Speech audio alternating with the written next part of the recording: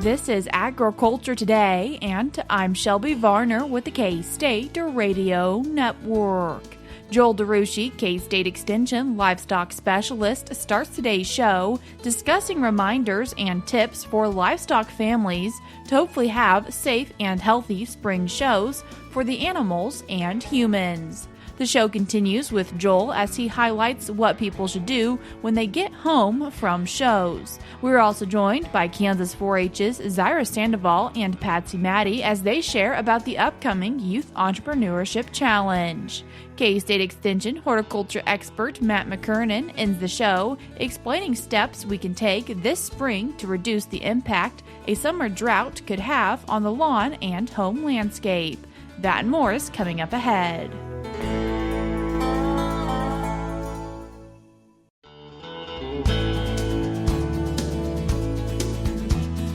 You're tuned in to Agriculture Today, and we start our show discussing how to keep humans and animals safe when it comes to spring shows with K-State Extension Livestock Specialist Joel DeRouchey. Joel, thanks for joining us today. Yeah, thanks for having me on, Shelby. Joel, before we even think about going to the spring show, what are some things people should maybe be doing weeks in advance?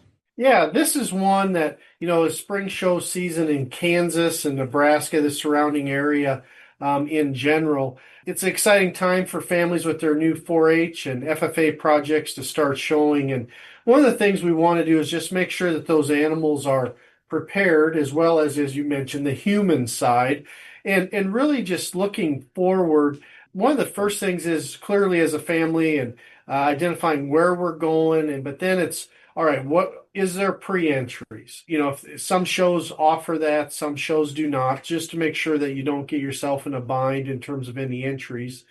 The other thing that really we have to be cognizant of is registration papers. If you're showing a species that requires, and the show requires that purebreds have registration papers, which is most commonly in the swine and cattle side, that needs to make sure that you have those transferred, you have copies, that you have all that done, because there is nothing more disappointing than going to a show. You don't have that available at the time, and then that purebred animal has to be moved into the commercial or crossbred division where it competes against them instead of the home breed that it is.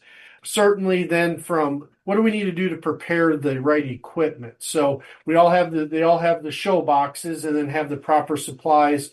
Generally, most shows offer and have, show trailers and may have supplies, but some do not. And so going through to make sure you have the basic supplies of whether that's adhesives, whether that's just the regular glosses, skin and hair conditioners, making sure that you have everything ready, the show halters. Again, a lot of times we finished the showing last year and everybody's tired. Things kind of don't always get put away correctly.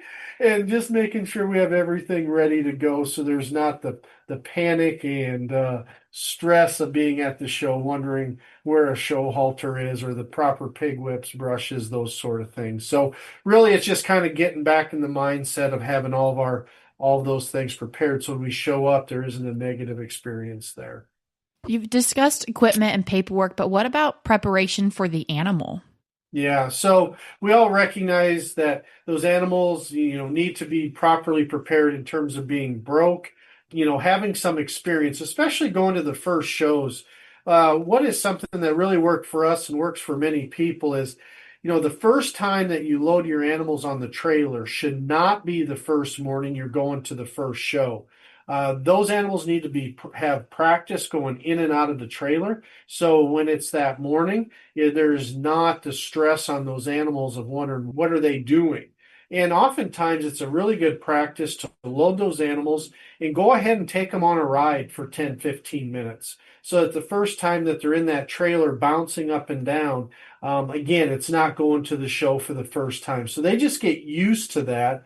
And that'll certainly reduce the level of stress on those animals going to that spring show where they're already a semi-veteran riding in a trailer and having that experience than just being the first time. And I know too many people have done loaded animals for the first time in the morning. They're trying to get out the door down the road, and it doesn't go well. And that's just a really bad way to start the day of the animal's temperament, the family's temperament, everything that goes with. So we just want to make sure that they're ready. And then as well as proper grooming. So the clipping, all of those things done as much ahead of time. So we minimize how much of that has to be done at the show. Because again, all those experiences could just lend into being more stressed on the animal because they just don't have the experience yet of all the new things that are happening at that time. Joel, as a parent and as a specialist, what have been some things, you mentioned family stress, that have been important to maybe reducing that and not creating more issues as you're trying to get out the door and at the spring show? Yeah, we've had many years of experience in our own family, and I think it's just back to making sure all the clothes, right, the coolers, the food and refreshments, all the things, trying to do that at 5:30 or 6 o'clock in the morning, trying to get the animals and people all loaded is generally not a good plan, especially the first year. Now, oftentimes, if you go to multiple spring shows, you kind of then get back into your routine. But it is very easy on the first or second one, the first one in particular, to forget some of the basic things that we take for granted that should be included in the show supplies, the feeds, feed pans, the buckets. How many people have shown up without a water bucket on the first one because it's always in a certain place in the tack with the trailer, but no one just put it in because we cleaned the trailer and now we had to restock the trailer, but not everything got put back in. And so really taking extra time the week leading up to that first show to make sure that everything is set and in place is just really important, as well as just good communication within the family. Who's responsible for what? Because it's easy to get in the blame game of it was so-and-so's responsibility to do this, but yet it's a team effort. So everybody's involved and everybody needs to be held to the same accountability standards if something's forgotten, because just relying on the first time, it's easy to forget stuff. So having a checklist, having things written down instead of going off of memory from the previous year is we found to be very good. Making the long list, let's go through that list. The kids can do that too, most certainly, to make sure, because we can always assume things as parents the kids should remember. But again, we all forget things, and that is a classic one that we just didn't have all the supplies or things needed. Then you're scrambling, just to make it work. So probably the other thing is weather. So we know that weather varies a lot. And, this time of year, some of these mornings are close to freezing yet. Some of them get to be pretty warm during the afternoon. So depending when the show is, do we have the trailer sealed up enough? It's, in some of these days it get to, it's been in the 70s, almost even it was in 90 at times already this year. It's pretty easy to have the trailer open too wide, having too much air going through those trailers first thing in the morning. And then those animals certainly will get chilled and they're not set up for success the rest of the day. So making sure that we're very mindful of having those trailers closed up enough that we're not chilling those animals this time of year, especially when they've been in barns, they've been, have a better environment than it is just being outside, because the inside of a trailer is not the same as inside of a barn. It gets colder and so, or hotter. And so we need to make sure that we are having all of our ventilation or weather conditions or the comfort of those animals set up correctly. And then the same way on the human side, we need to make sure we have the appropriate amount of coats, umbrellas, tents obviously are very important. But if it's going to be a windy day, we need to make sure we have enough things to hold that tent down, or it'll end up in the side of our trailer or our neighbor's trailer, which is not a good practice either. So it's really just getting the right mindset of getting back in the routine. Thinking of keeping those animals comfortable, whether for parents or kids, or keeping the animals in the trailer or pulling them out to the pens on fairgrounds, what are some things that can be done to hopefully keep them comfortable? Yeah, one of the things I think in particular, I talked on the cold stress, and I think that is more important than we can take care of with fans and other things, some of the heat stress, but this cold stress this time of year, it's just hard to get animals re-warmed up. If they get cold and it's not going to be a warm day, once they're cold, they're cold. And I think what oftentimes in some of the trailers, or if we unload and bed the animals at the show, some people want to stay very, we often use for many of our small livestock species sawdust or shavings.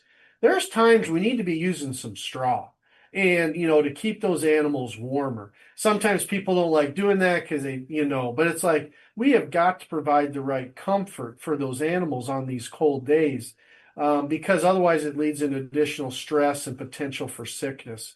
And so when we get into the sickness side as well, again, these weather patterns change a lot. It's easy for these animals now. We're exposing them really for the first time to large multitudes of other animals at that same fairgrounds. So the opportunity to pick up pathogens, pick up influenza, respiratory issues is much higher.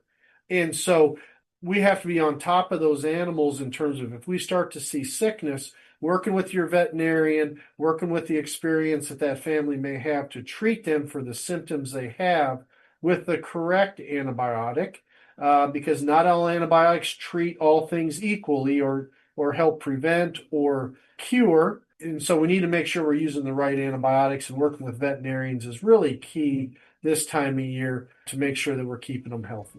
That was K-State Extension livestock specialist Joel DeRouchey. We're cutting to a short break now on Agriculture Today, but when we come back, we'll once again be joined by Joel as we continue this conversation.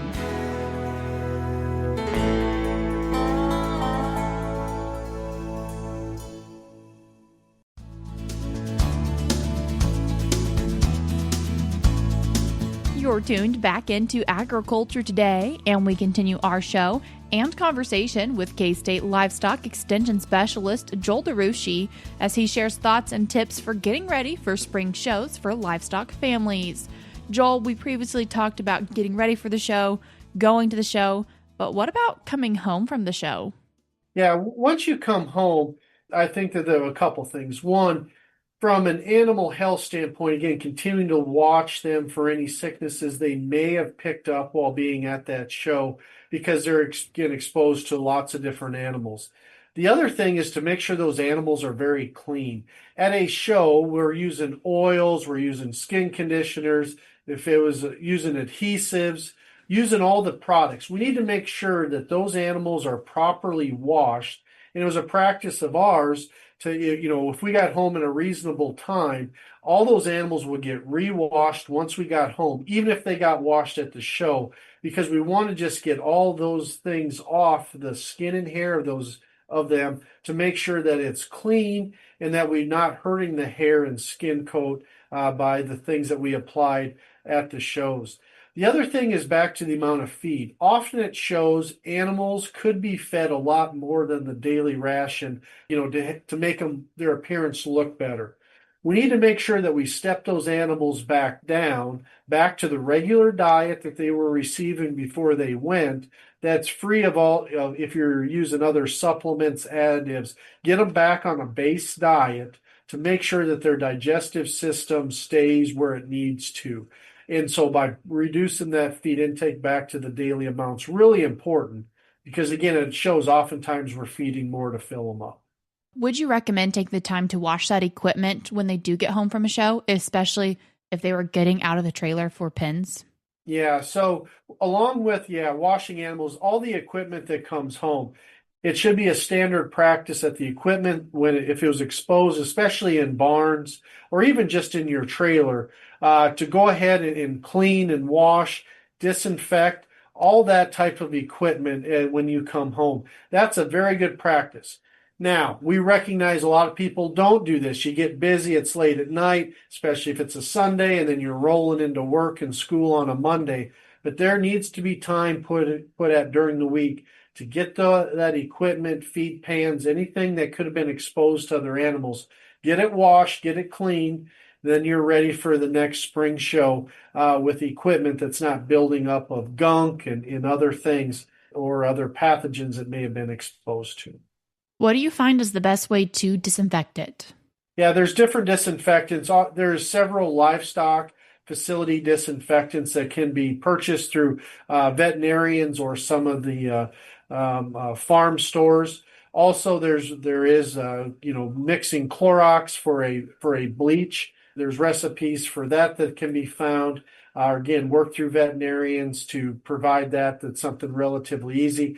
I prefer also on the soap side using a good household like Dawn or something that's very good at getting rid of the grime and fat and all the things that can be stuck on to make sure that we're getting down to the plastic or metal before we disinfect. Otherwise, we're just disinfecting organic matter of feed or feces, and it's really hard for disinfectants to work when those things are present. For someone who then is maybe just getting into going to spring shows or starting livestock showing, what's your recommendation for finding out more information or finding shows to start attending?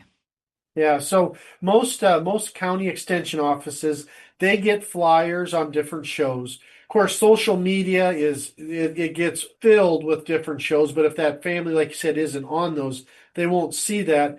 I would say the best thing is visit with families in your county that you know have been showing and doing that for several years. There is shows everywhere in the state of Kansas, starting this time of year in middle late April, going through into June. And so there is shows that should be relatively close to any 4-H member in this state. And it's really identifying and working with families that have been doing this more routinely. They can get you set up and provide communication of where these shows are at. Joel, I appreciate you taking the time to join us today. Yeah, thanks for having me on. That was K-State Extension Livestock Specialist Joel DeRouchey. Before I cut to a break, we're now going to be joined by Kansas 4-H Regional Specialist Zaira Sandoval and Kansas 4-H Special Projects Administrator Patsy Maddy as they discuss the upcoming Youth Entrepreneurship Challenge taking place in Manhattan, Kansas, April 28th through the 29th. Patty, can you tell us a little bit about the background for YEC? The Youth Entrepreneurship Challenge began around 2011, 2012, where youth come up with a business. They may do a community needs assessment, find out what their community needs, what's missing, and then they actually create or put together a business that they think would work in their community. They put together an executive summary. They let us know who their target audience is. They do all their financials as far as what their input is for their product or service so that they can figure out what their profit is and then how they're going to market that. So the youth there are local events held across the state. I think we had almost 70 this year, which has been an increase. Each year we keep continuing to get more. And then the winners of those competitions get to go to the state event, which is what will be held next week. We, as Kansas 4-H and K-State Extension, have partnered with Network Kansas for the past 3 years. This will be our third year. We provide financial support, and then we also have been encouraging our extension professionals to get involved as well. And that has been key in increasing our local events and competitions because they have taken on that role in helping that get established. So we're excited about that. Our goal is to have an event in every county across the state, so 105 different events. And for this Youth Entrepreneurship Challenge, do you see involvement in agriculture for these youth businesses? We do. We see quite a bit, and that keeps increasing as well. So this year will be our largest YEC event at the state level. We have 111 youth participants, and they will be representing 94 different businesses. And of those businesses, there are right at 29% that are ag-related. And some of the titles or the names of the businesses are Five Star Pigs, GG Junkyard Farms, where they take scrap metal and make it into cool designs, decorative things. Yeah, really cool. Hopkins Custom Swathing and Baling, Jensen Livestock Media. There's a lot of lawn services, positive pastures. So the kids are really good about coming up with some cool names for their businesses. We've got poultry provisions, there's purely goat soap, rewild landscapes, all kinds of things. So it's awesome to see what they come up with. Are you sometimes shocked about what cool ideas the youth have come up with? Oh, definitely. They are very creative and they are passionate about what they come up with.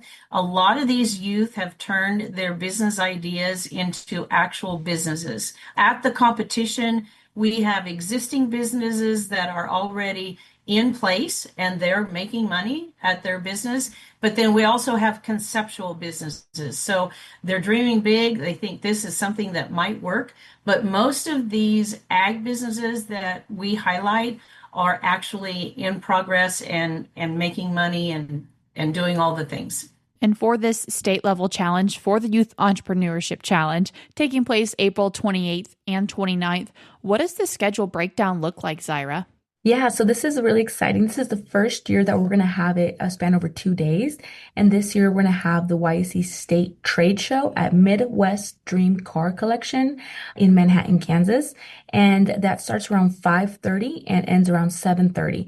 So again, it'd be great for the public to go check out the trade show, check out all these students and their goods. And this would be really exciting for a time for the youth to mingle with each other, but also with the public and a little bit more relaxed right before the competition the next day. So on Wednesday, April 29th, we have the keynote at 8:15 a.m. And then we wrap up with the award ceremony around 2 p.m. So yeah, it's a stacked day, stacked 2 days. And this will be really exciting to see the way that we do things this year. So for those of you who probably attended last year, please let us know. Did you enjoy the trade show? Hopefully you could keep on doing it. If people are wanting to find out more information about this challenge, how can they do that? So if you want to know a little bit more about the YEC event, please check out the Youth Entrepreneurship Challenge at cba.kstate.edu under academics, departments, Center of Advancement in Entrepreneurship, or also check it out on Venture Dash and look up Youth Entrepreneurship Conference at K-State. Zaira, Patsy, I appreciate both taking the time to join us today. Thank you so much for having us. Thanks. We hope to see you there.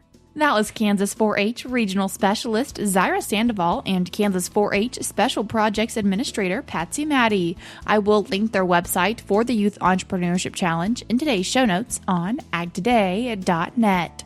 We're cutting to a short break now, but we'll be right back.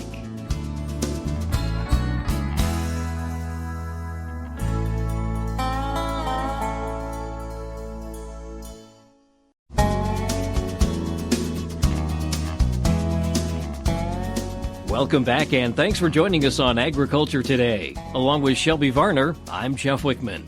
There are steps that can be taken now to help reduce the impact a summer drought could have on the lawn and garden. K-State Extension horticulture expert Matt McKernan says that taking precautions in the spring to improve soil health is a good place to start.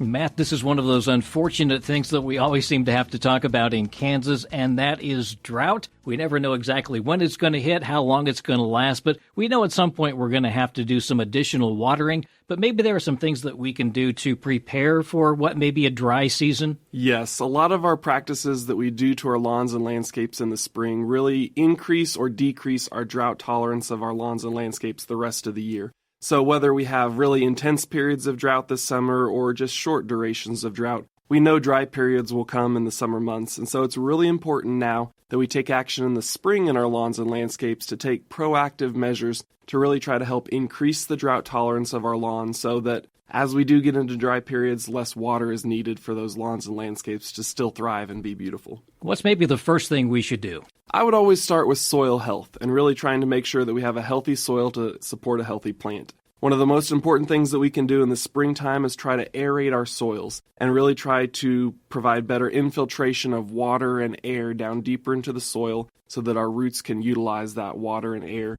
to be able to grow. When we have a lawn, for example, we can use a core aerator machine and actually plug 3-inch holes of soil and pull that out of the ground. We can also take something as simple as a pitchfork and poke holes in our landscape beds to just try to, again, allow tunnels and holes down into the soil so that water, fertilizers, and even air can get down into the root system deeper in the soil. Mulch is another option? Yes, mulch is a great way to help conserve soil moisture. It's also going to do a really good job of reducing weeds. And so adding mulch and eliminating weeds or preventing weeds are two really important steps we want to take. Especially when it comes to weeds, we think about what a weed needs to grow. It needs space, but it also needs water. And so those weeds that we might have, we may not think they're a big deal, but they're really competing with our desirable plants, whether that's the lawn or flowers, for the same water, the same nutrients, and the same space to grow. And so in the early spring months, we can often apply pre-emergent herbicides or weed preventers to help reduce the amount of summer weeds that we have throughout the growing season.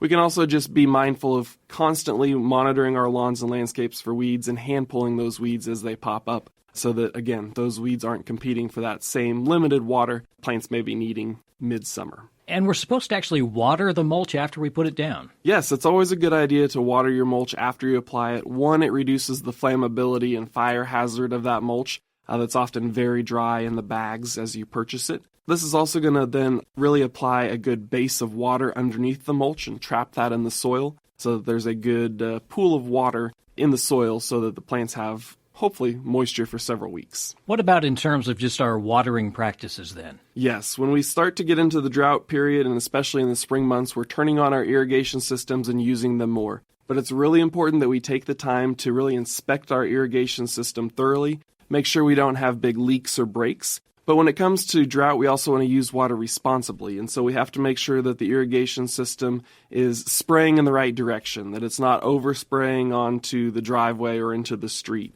We also want to make sure that it's not wasting water in any way. And so really inspecting your irrigation system as you turn it on and in the first few months of summer is really important in preparing our landscape for drought so that the water we're trying to apply actually reaches the plants that we're trying to apply it to. And sometimes all you need is just the drip irrigation. It is. Ideally, we want to apply a minimal amount of irrigation to the landscape. And that's really important in the spring months. We want to make sure we water really as limited as possible. Typically once a week or once every other week in the cooler spring months is all our irrigation is going to need. So whether we're using overhead irrigation system or drip irrigation system to apply it, we want to make sure that we're doing so as infrequently as possible so that we're encouraging deep root growth. And so drip irrigation is often a great way to apply that water directly to the soil so that it's more effectively reaching the roots. And it also helps reduce that wasted water or overspray. That's K-State Extension horticulture expert Matt McKernan with spring tips for reducing the effects of drought on the home lawn and garden. For more information, contact the K-State Extension office in your area. And that'll do it for this edition of Agriculture Today. For Shelby Varner, I'm Jeff Wickman. This is the K-State Radio Network.